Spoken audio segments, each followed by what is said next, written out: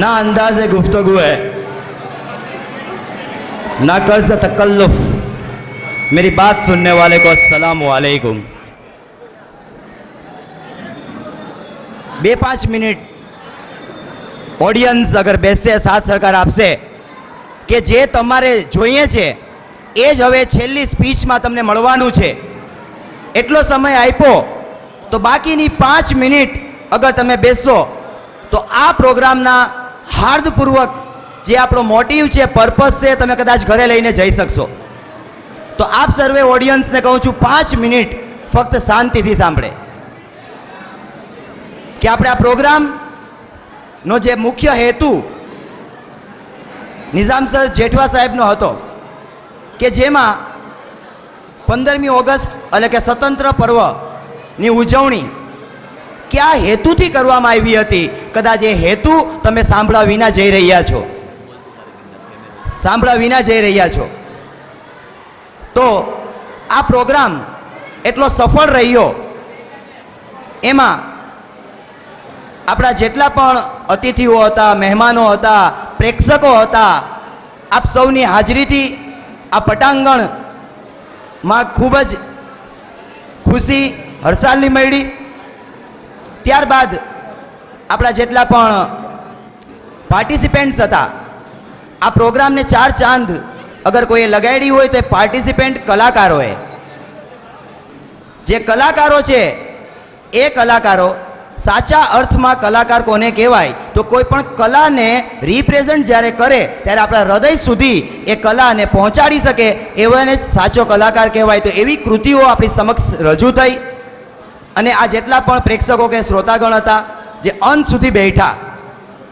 હવે જે મારી વાત કહેવાની છે, આપણે સૌ અહીંયા બેઠા હતા કે આ ભારત દેશથી પ્રેમ છે. કોઈ મને પ્રેમની વ્યાખ્યા કહેશે કે તમે કયા આધાર પર કહી શકો કે મને મારા ભારત દેશથી પ્રેમ છે, કઈ રીતે જતાવી શકો કે મને પ્રેમ છે?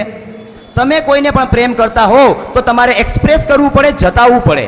તો કયા આધારે તમે કહો છો કે મને મારા ભારત દેશથી પ્રેમ છે? ભાઈ, ભારત દેશથી પ્રેમ હોવો એટલે કે ભારત માટે કાર્ય કરવા, શીખવું, શીખવવું, તો જ તમે ભારત દેશના પ્રેમને જતાવી શકશો. તો આ શીખવું, શીખવવું, એજ્યુકેશન, એ જ આપણા આજના કાર્યક્રમનો મુખ્ય ઉદ્દેશ્ય હતો કે દરેક આજે બધા એક શપથ લેવાની છે કે જેટલા પણ ઓડિયન્સ છે, દરેક ઓડિયન્સે જીવનમાં કંઈક તમે કોઈને શીખવી શકો તો કંઈક શીખવજો, કોઈક પાસેથી તમે કંઈક શીખી શકો તો શીખજો. જીવનમાં જ્યાં સુધી જીવો ત્યાં સુધી સારી વસ્તુઓ શીખતા રહેજો. આ જ તમારા દેશનો દેશ પ્રેમ છે. જો કંઈ તમે શીખતા નથી, કોઈને શીખવતા નથી તો તમે ગમે તેટલી વાતો કરી લો કે મને મારા દેશથી પ્રેમ છે, એ પ્રેમ ખોટો જ રહેવાનો છે. એટલે આપણે અહીંયા શીખવાનું છે અને કંઈક શીખવવાનું છે, તો જ આપણે આપણા દેશને પ્રેમને સાબિત કરી શકશું.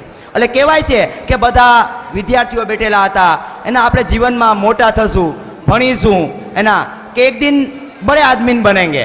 આ કહેવત સાંભળીએ છે કે એક દિન બડે આદમી બનેંગે. ભાઈ, હું એમ કહું છું કે तैरने के लिए पानी का होना ज़रूरी है, तैरने के लिए पानी का होना ज़रूरी है. बड़े आदमी बनो मगर बड़े आदमी बनने के लिए एक आदमी होना ज़रूरी है.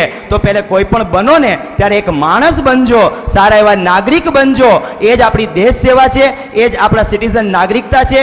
તો જો દેશને પ્રેમ કરતા જો તો એક શીખવું, શીખવવું અને એક સારા નાગરિક, એક જવાબદારીની સાથે આપણે અહીંથી વિખૂટા પડીશું, છૂટા પડીશું. તો આપ સૌનો ખૂબ ખૂબ આભાર કે આપ સૌએ હાજરી આપી અને પ્રોગ્રામને સફળ બનાવ્યો. ખૂબ ખૂબ ધન્યવાદ.